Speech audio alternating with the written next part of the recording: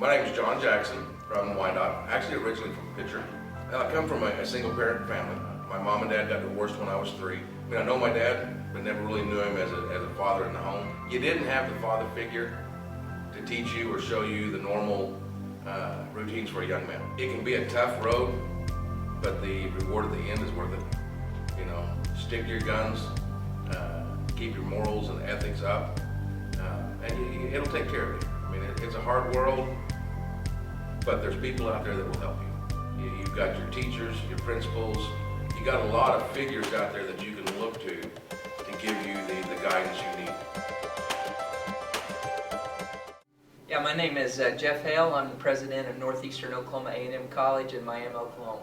Yeah, you know, in my household, mom and dad were not college educated, and yet they made sure that education was a priority. And yeah, a couple of things I think, you know, for young people is I think you got to know the values that really are important. And my mom and dad taught me at an early age that if you'll tell the truth, you know, be truthful with yourself and the people that you're around, if you'll be respectful of the people that you're around, and if you'll work harder than anybody else, if you'll do those 3 things, then most everything in your life will kind of be good. Because the truth is always going to be the best course of action. Being a respectful person is always going to make people like you, which you need help, you know, going through this world. And then if your work ethic is second to none, then people are going to want to have you in their organization. So those 3 things. And then I think don't be afraid to make mistakes, take risk. You know, we all are human. We've made mistakes. We take risk. And I think if you have a dream, you have a passion, and you're willing to take some risk and make some mistakes, good things are going to happen for you.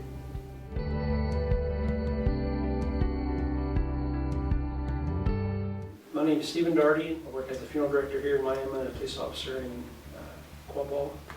I grew up with alcoholic parents. My brothers pretty much raised me.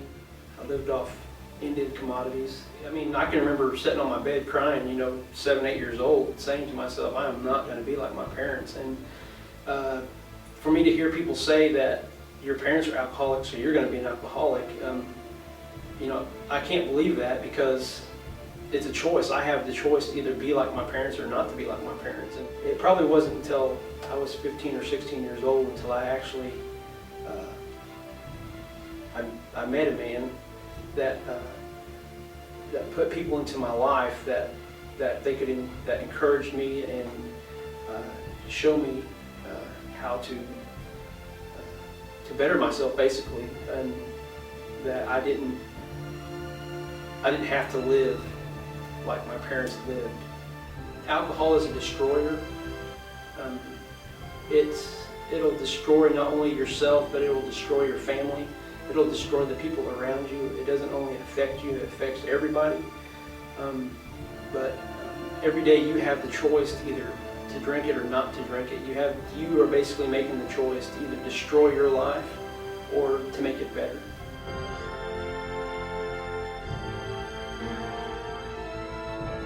I'm from Wyandotte. I was born and raised here. I had both parents in the home. You know, my parents always helped me accomplish the things I needed to accomplish. You know, my dad really taught me how to work, and you had to work for the things you wanted in life. I think the importance of it is you got to set goals to get the things you want in life. If you don't work hard to get them, it's not going to happen. You got to work hard. You got to set your mind to what you want, what you expect to have, and go for it.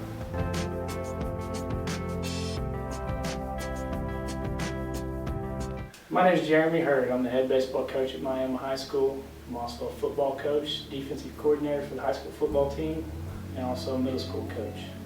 Growing up, my parents were divorced when I was 2 years old.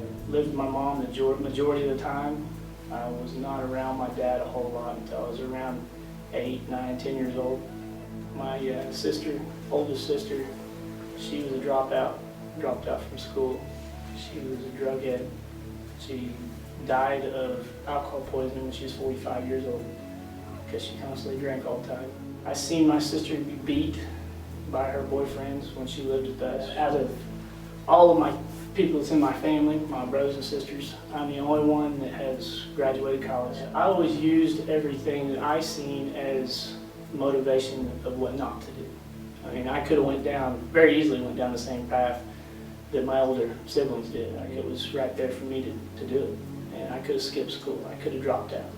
But to me, I seen all the mistakes that they made, and it motivated me to be better. I try to use that as, this is an example of what's going to happen if you don't choose the right path, if you don't pay attention in school, if you don't use condoms, if all the mistakes that she made, you're going to end up doing the same thing.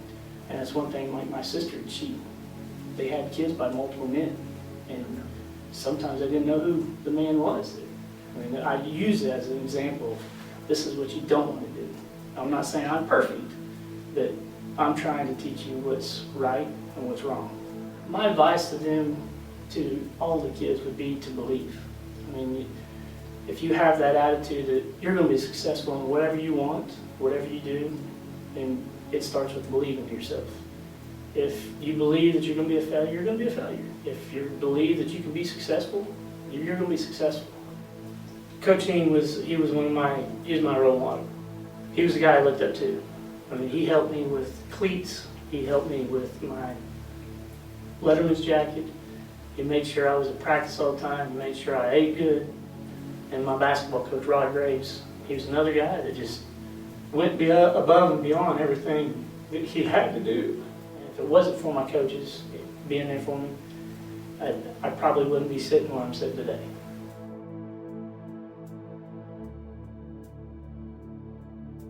My name is Tim Reeves. I'm from Pitcher, Oklahoma, and I grew up in a big family. You're never by yourself when you have a big family, especially one as close as mine. You're never by yourself. You never have to shoulder anything you want. Well, everybody gets bullied. I think at some point or another it happens. You know, there's always somebody out there that maybe hurts a little bit and wants to put that on somebody else. I think the relationships that you build with your life are important. They need to be focused on, and that doesn't matter whether it's your family, your friends, a girlfriend, or whatever. You know, easy things can get, even with a girlfriend, they can get hot and heated, and you don't work on the most important thing. And that's just a relationship that's going to last forever. The relationships that you build in life are important. You never know when you're going to need a hand with something, and you never know when somebody's going to need it. It's all about teamwork.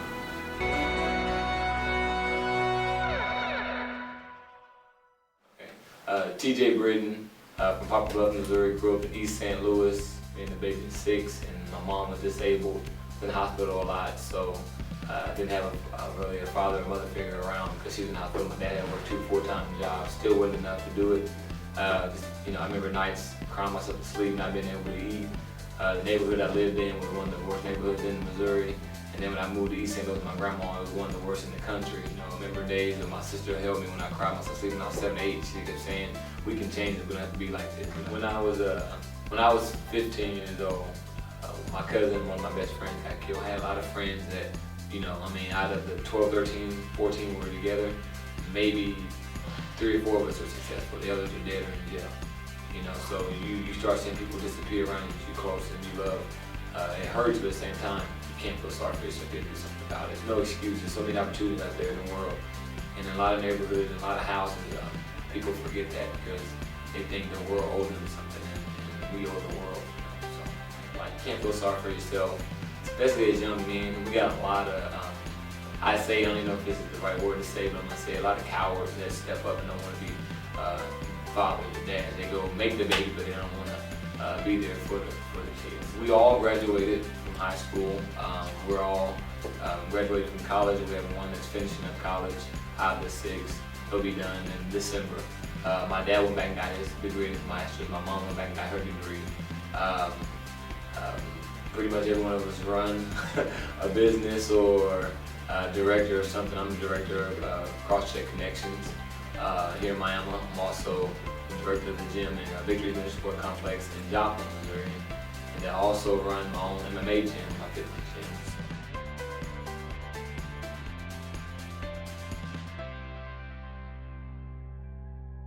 My name is Joshua Wheeler.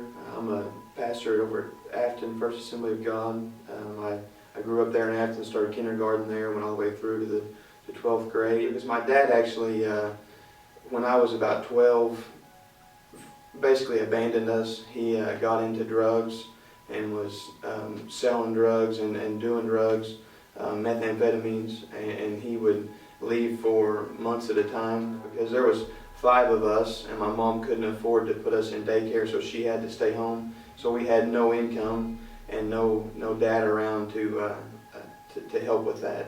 I lived with your dad's Steve Wheeler. He's the one that you know, all the kids at school, of course, knew what he did, and there I had to live in the shadow of that. I actually remember consciously making a choice when I was 13. I said, I either have a choice of being totally opposite of what my dad is, or I can turn into exactly what he is. And I chose, I said, no matter what I do, I'm not going to turn into that kind of man. You know, I lived every day with that stigma of, you know, this is who your dad is, this is who you're going to be. You know, he's addicted to these things and he is this type of person, so, you know, that's how you're going to turn out. And I had to realize that that's a lie, that you know, that I can decide my future, that I'm the only person, that my future is in my hands, and it was me who made the decision. You know what?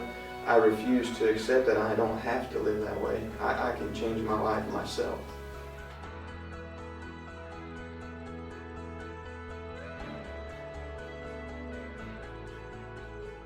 Well, hi, my name's Wayne Bunch. I'm 29 years old. I'm an RN. I work for a cardiologist down in Grove. And I once was a teenage dad, and kind of still am. I was 19 at the time. My wife was 17. She was a sophomore in high school when we had our son and got married. It was extremely hard on not just us, but our family and friends. My dad was a pastor of a church, so you can imagine what that probably did to the community and our church. My wife and I have worked very hard for what we got. We've been dedicated to each other and tried to make the best life that we could. You know, it was rough. And teenage love turned into something else, turned into a life. I mean, it changed our lives forever. We made it through. Finances were tough. Sometimes we didn't even know where our next meal was coming from. But we just did what was right. There's so many guys out there in the world, including my wife's father, who ran out as soon as he got the chance.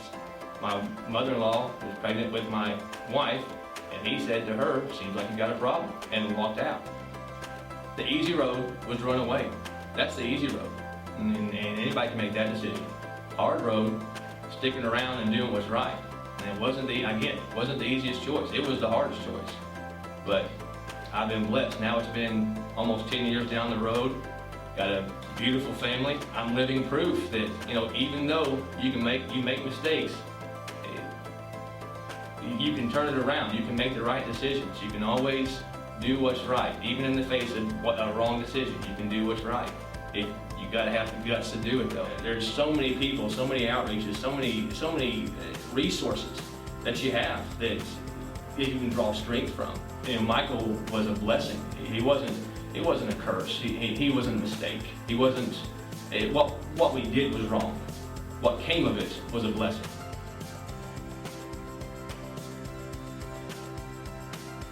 My name is David Price. I live here in Miami, Oklahoma. Moved here 7 years ago from Ark City, Kansas. BACA is an organization that is dedicated to helping the area children. There are many times that we have children that are abused in the area. We get phone calls in the middle of the night. We go to court with kids. I would say that most of the people that are suffering from abuse, either physical, sexual, psychological, or possibly neglect, the number one thing I see is the feeling of being powerless.